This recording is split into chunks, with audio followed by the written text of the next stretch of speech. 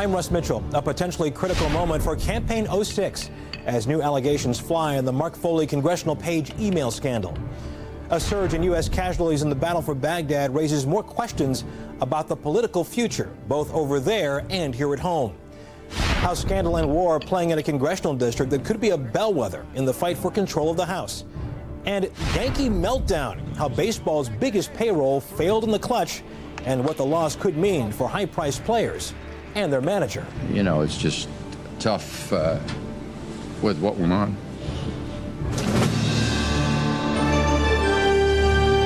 This is the CBS Evening News with Russ Mitchell.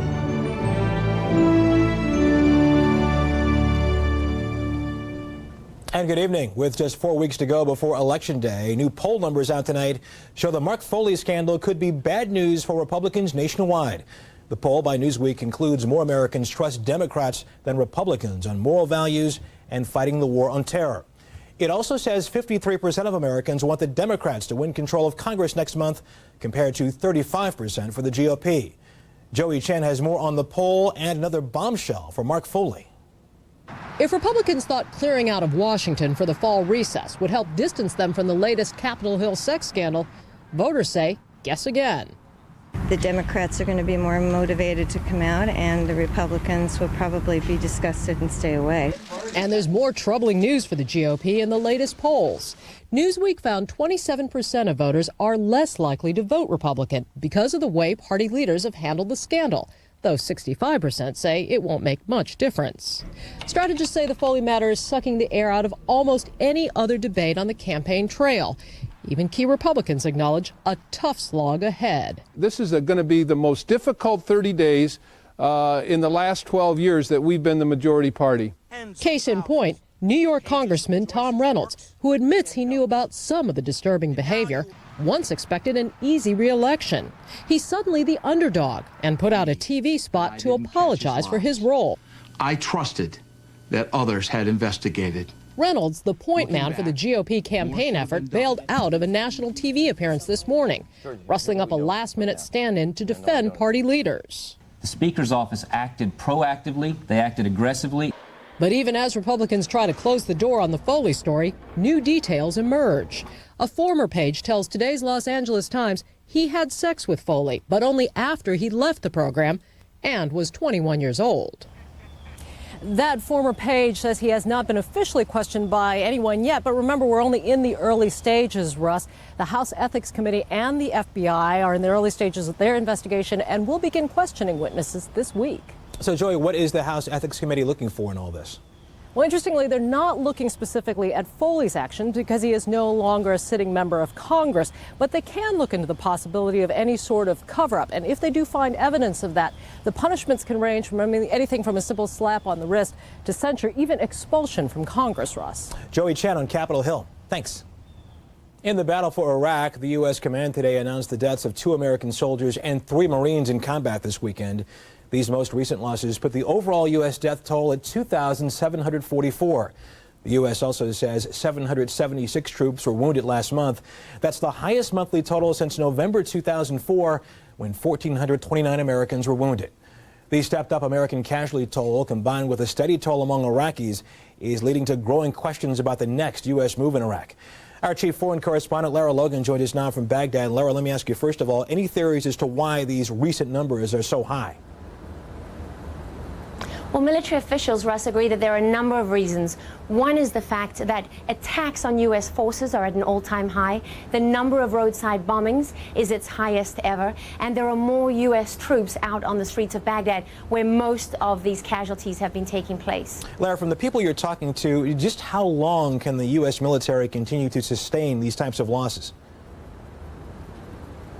This is a very, very important issue right now, Russ. When you talk to military officers off the record, they raise grave concerns about how long the U.S. can continue to operate in Baghdad at these force levels and to continue to take these kind of casualties. And one of the main problems is that their partners in this fight, the Iraqi security forces, are heavily infiltrated by militias. The soldiers on the street don't know who they can trust and who they can't.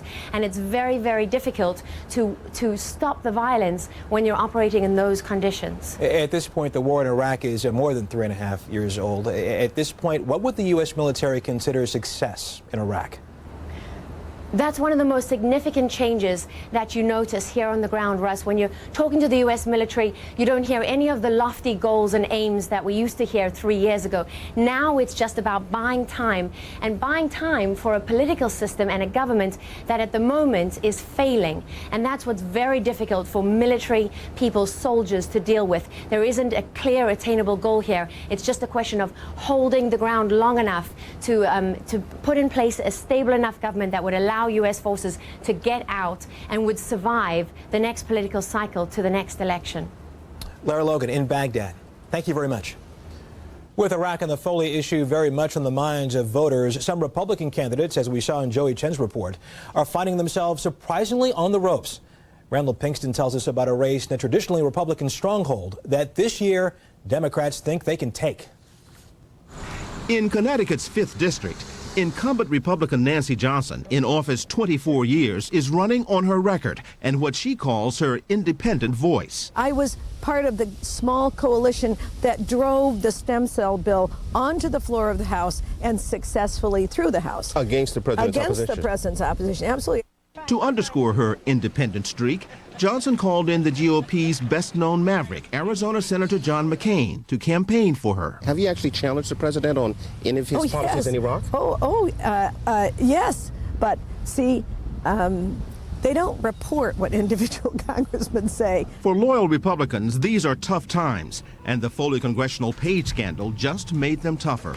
Here's Johnson on House Speaker Dennis Hastert. Do you think it should cost him his leadership position? It isn't clear to me that mistake was made by him. I can't understand why there aren't more Republicans calling for him to step down. How are you? Chris Murphy running for Congress. Good to see you. Democratic challenger Chris Murphy claims Johnson's tough talk about independence isn't matched by her deeds, and he says voters are beginning to see it. I think they do think that she was an independent voice at one time, but they see her support for the Bush budget, the Bush energy bill, the Bush policy in Iraq. Murphy is hoping he's caught Big Mo, the momentum that will carry him to victory over one of the state's best-known politicians. If somebody like Nancy Johnson loses with her incumbency and a fairly solid Republican district, it tells me that the Democrats are very likely taking over the House of Representatives. With 1 month to Election Day, anything can happen. In politics, it usually does. Randall Pinkston, CBS News, Waterbury, Connecticut. Let's take a look at our CBS News Briefing tonight. Japan's new Prime Minister Abe made his first visit to Beijing today and met with the Chinese president. The two agreed that a planned nuclear test by North Korea cannot be tolerated, and they urged it to rejoin talks in the standoff. A California grower in the same valley where tainted spinach was grown has recalled supplies of lettuce over concerns of possible E. coli contamination. The lettuce was sold in 7 western states under the Foxy brand. And in Paris, the Prime Minister said today that France will ban smoking in museums and most other public places beginning in early 2007. But that will not be the case in bars, restaurants, and discos until almost a year after that. And still ahead on tonight's CBS Evening News, murder in Moscow. Who was behind the contract-style killing of Russia's most controversial journalist?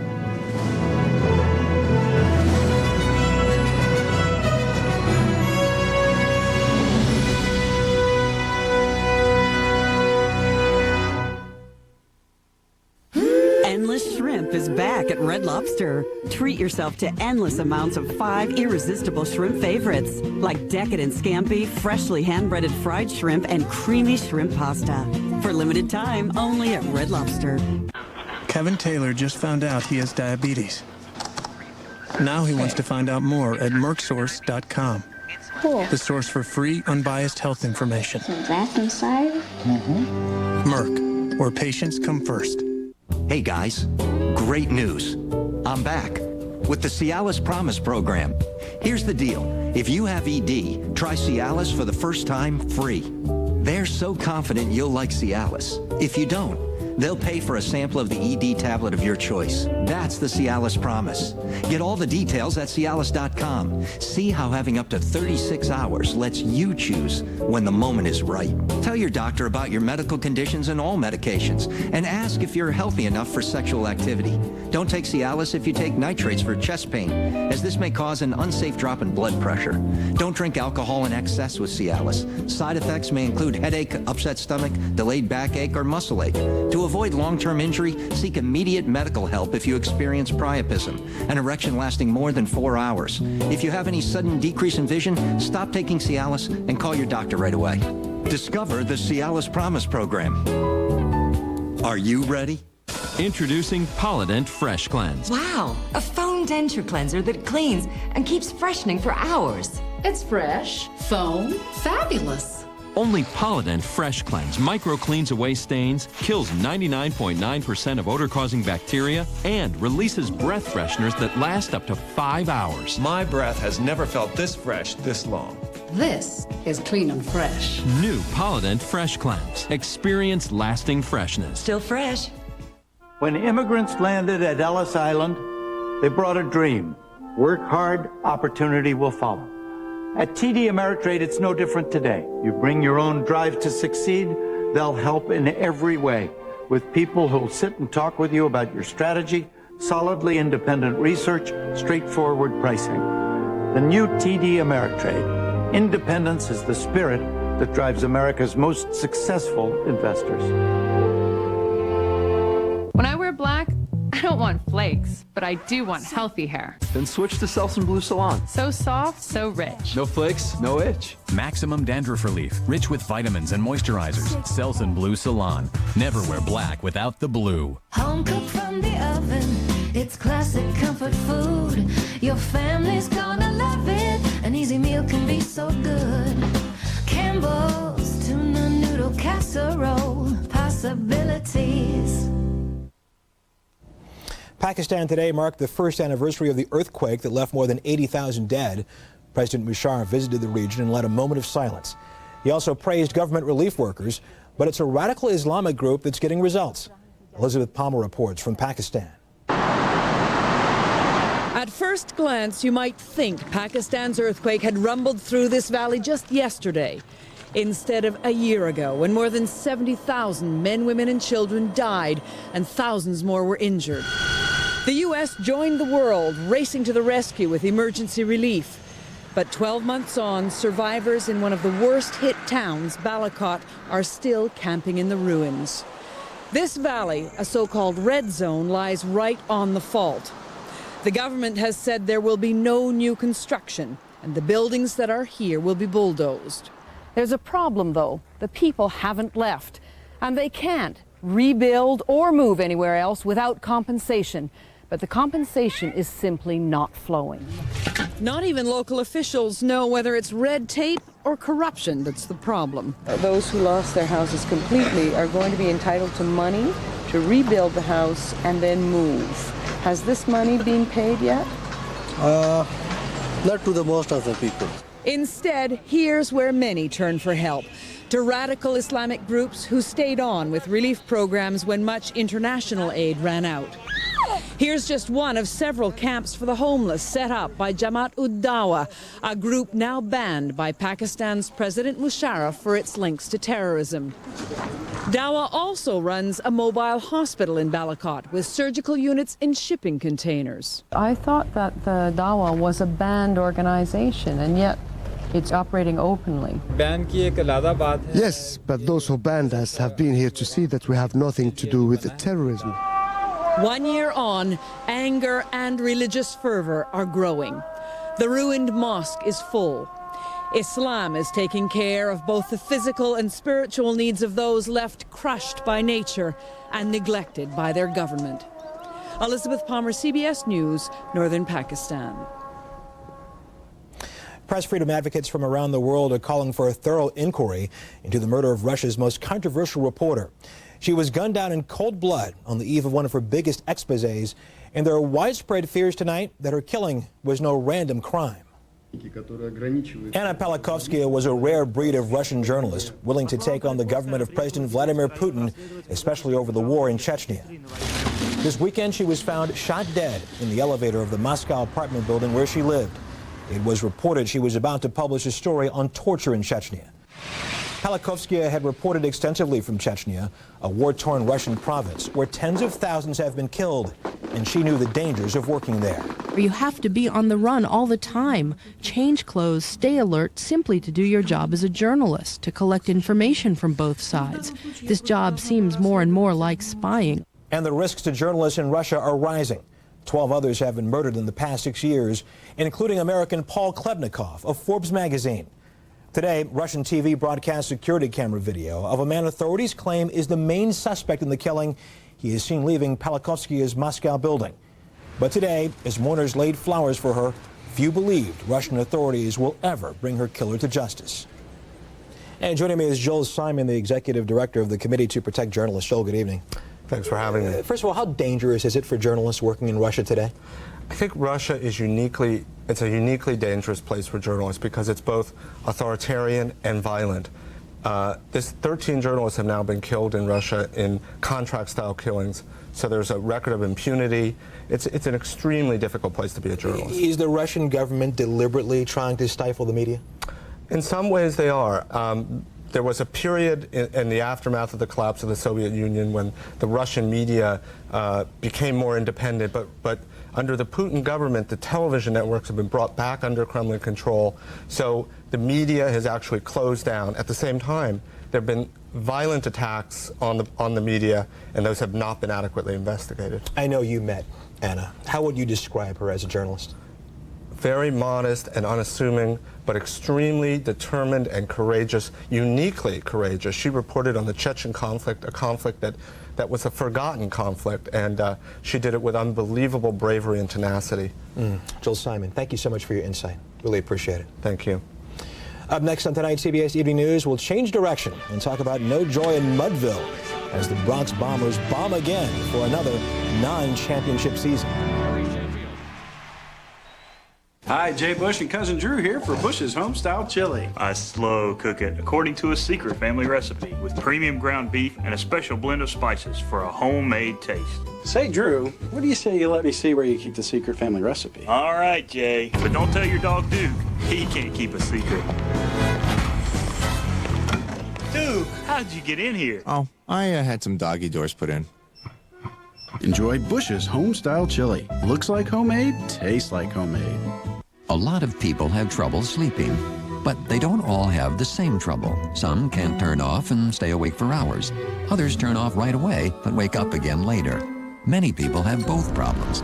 That's why people are asking their doctors for controlled release formula Ambien CR, the latest Ambien. It's the only one with 2 layers that work differently. One dissolves quickly to help you fall asleep fast. The other dissolves slowly to help you stay asleep. Ambien CR is a treatment option you and your doctor can consider along with lifestyle changes and can be taken for as long as your doctor recommends. Until you know how Ambien CR will affect you, you shouldn't drive or operate machinery. Be sure you're able to devote 7 to 8 hours to sleep before being active again. Side effects may include next-day drowsiness, dizziness, and headache. It's non-narcotic. However, like most sleep medicines, it has some risk of dependency. Don't take it with alcohol. A good night's sleep shouldn't be an on-off thing. Falling asleep and staying asleep can make a big difference. So ask your doctor about controlled release formula Ambien CR. Remember, CR. Having a bladder control problem is bad enough. What makes it worse is the constant worry. The worry that your problem is as obvious as if you'd announced it to the world. But the good news is overactive bladder is a real medical condition. The symptoms can be treated. And the great news? There's one brand doctors prescribe more than any other, Detrol LA. With just one pill, Detrol LA works 24 hours, all day and all night, to help calm the bladder muscle that causes those frequent sudden urges. If you have certain stomach problems, glaucoma, or trouble getting urine to pass, you shouldn't take Detrol LA. The most common side effects are dry mouth, headache, constipation, and abdominal pain. All medicines have benefits and risks, and there may be other options. So ask your doctor if Detrol LA is right for you. When you find something that can help calm your bladder, imagine what that can do for you. You look great. Oh, thanks. Detrol LA helps keep an overactive bladder quieter. I don't have anything to hide. I'm innocent. She's been charged in the corporate spy scandal at Hewlett-Packard. What's her story? She tells it all, only on 60 Minutes, tonight. This week, you probably have a fire extinguisher in your car, at work, or home, but do you know how to use it? See how in a dramatic demonstration it could save your life on The Early Show. 50 years ago today, Don Larson pitched a game that's never been equaled. Larson of the New York Yankees threw the only no-hit, no-run, no-error game in World Series history to beat the Brooklyn Dodgers. After the final out, catcher Yogi Berra jumped for joy, a familiar picture there, right into Larson's arms. You know, the Yankees could have used Don Larson in this year's playoffs. They began their offseason much earlier than expected last night, courtesy of the Detroit Tigers. For the Yankees, it was a poor return on the dollar, as we hear from Bianca Solorzano. Listen to him roar!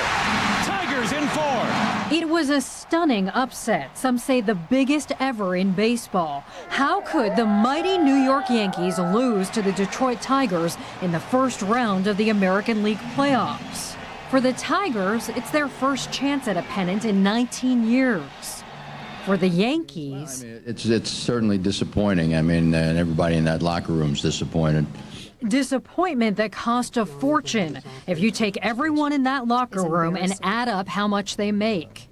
At $194 million in change, the Yankees have the largest payroll in baseball. It's more than double what the Tigers pay their players. And nearly half of the top 10 highest paid players in baseball, including the top 3, wear pinstripes. The highest paid Detroit Tiger, Maglio Ordonez, comes in at number 10. And Yankee fans expect that kind of money to bring championships.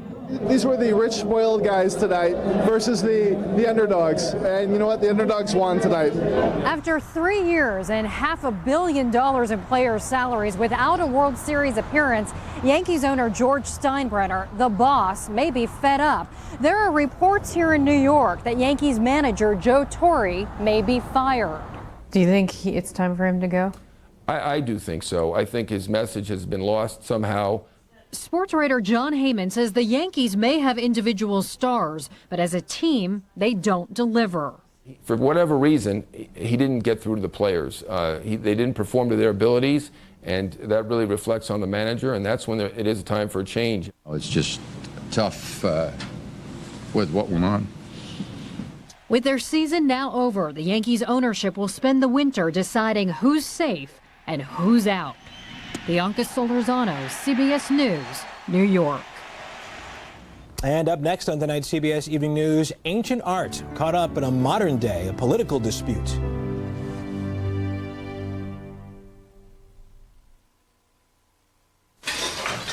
When Healthy Choice gave us a challenge to add even more flavor to their meals, we started by adding spices. Who needs salt when you've got rosemary, dill, basil? And we marinated. Making the leanest of meats so tender and flavorful. And we used wine sauce. Allowing us to add sweetness. And by doing this, we added flavor to taste. Delicious. And healthy. Healthy Choice. It's all about the choices we make. A little black dress is always in style, but even a little dandruff shows. My old dandruff shampoo wasn't into black, so I switched to Selsun Blue. Doctor recommended for flakes and itch with Aloe moisturizers for healthier hair and scalp. Never wear black without the blue. Selsun Blue.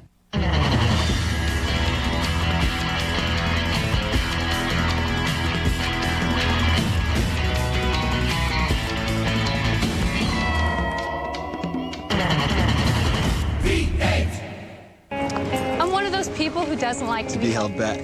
I have my fast-acting inhalers. So I thought I was in control of my asthma, but I was using my inhaler a lot. So I learned about something more I could do. More I could do. More I could do. If you use your fast-acting inhaler more than twice a week for symptoms, talk to your doctor because you may not be in control of your asthma. Singulair helps prevent asthma symptoms before they start and helps provide 24-hour control in a once-a-day tablet. Singulair is not a steroid, and Singulair is also approved to help relieve indoor and outdoor allergy symptoms. Singulair will not replace fast-acting inhalers for sudden symptoms. Continue taking your other asthma medicines as prescribed. If asthma symptoms get worse, contact your doctor at once. Side effects are generally mild and vary by age and may include headache, ear infection, sore throat, and upper respiratory infection. Join the millions of people with asthma who have discovered Singulair. I learned about something more I could do. Ask your doctor about Singulair today. Are aches and pains keeping you up? Now there's a new PM that has you covered. Introducing Advil PM, the multi-pain relieving power of Advil plus a non-habit-forming sleep aid. New Advil PM. Stop hurting and start sleeping. I think I went to the best. Bernie, itching. I should have used Preparation H. You should carry Preparation H portable wipes, convenient little packets, real big wipes, to cleanse, cool, and soothe for relief even when you're not at home. Preparation H portable wipes, big relief to go. What do the voters think? With the November elections just a month away and control of Congress hanging in the balance, which politicians will pay a price for the unpopular war in Iraq and the congressional page scandal? We'll have the results of a CBS News poll Monday on the CBS Evening News with Katie Couric. See it now. And finally this evening, ancient artifacts are up for grabs in a hotly contested court case that's drawing the attention of attorneys and museum curators all over the world. The dispute bridges the worlds of art and anti-terrorism and finds the U.S. government taking a most unlikely side. Cynthia Bowers examines the evidence. On the surface, a 1997 suicide bombing at a Jerusalem shopping center and these ancient cuneiform tablets don't have much in common. To understand the connection, you need to first meet Daniel Miller. On that horrifying September day, he was an 18-year-old American exchange student toasting the Jewish New Year when all hell broke loose. As we brought our glasses up together, a suicide bomber carrying 2 suitcases filled with shrapnel blew himself up about 5 feet to our right. And I looked down at myself and I realized that I had a 5-inch nail lodged in my calf muscle. He still carries scars, both physical and emotional. And when he found out the Palestinian bombers who had killed 4 people and injured close to 200 others were in fact trained and funded by Iran, he wanted to make that government pay. In all court systems in all the world, there's general principle of justice and of paying for your crimes. And when Miller and several other survivors went after Iran in a U.S. court, they were awarded more than $400 million.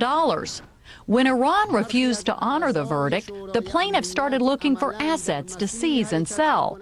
And one of the only things of value they found were these 2,600-year-old Persian tablets on loan to the University of Chicago.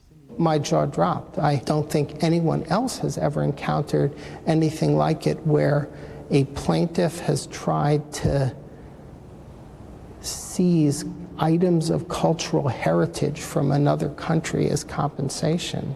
This case, which is still before the court, could set what many see as a dangerous precedent. If artistic and cultural artifacts exhibited in this country could be confiscated, would American museums ever get access to the Dead Sea Scrolls or the treasures of King Tut? It concerns the whole cultural relations that link countries around the world and diplomatic relations. In an odd juxtaposition, the U.S. State Department is backing Iran's right to the tablets. But Daniel Miller says it's important nations who sponsor terror understand their actions may carry a cost. If they hesitated the next time and they didn't do it, then these lawsuits could actually save lives. This isn't the first time the tablets have been caught in a conflict. They survived the burning of Persepolis by Alexander the Great. Whether they will survive this latest assault intact remains to be seen.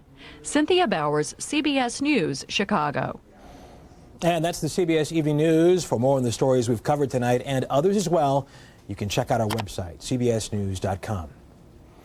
Later on CBS, 60 Minutes, unlikely terrorists on the no-fly list. Tomorrow in the early show, the latest on the Mark Foley email scandal. Thanks for joining us this Sunday evening. I'm Russ Mitchell, CBS News in New York. Good night.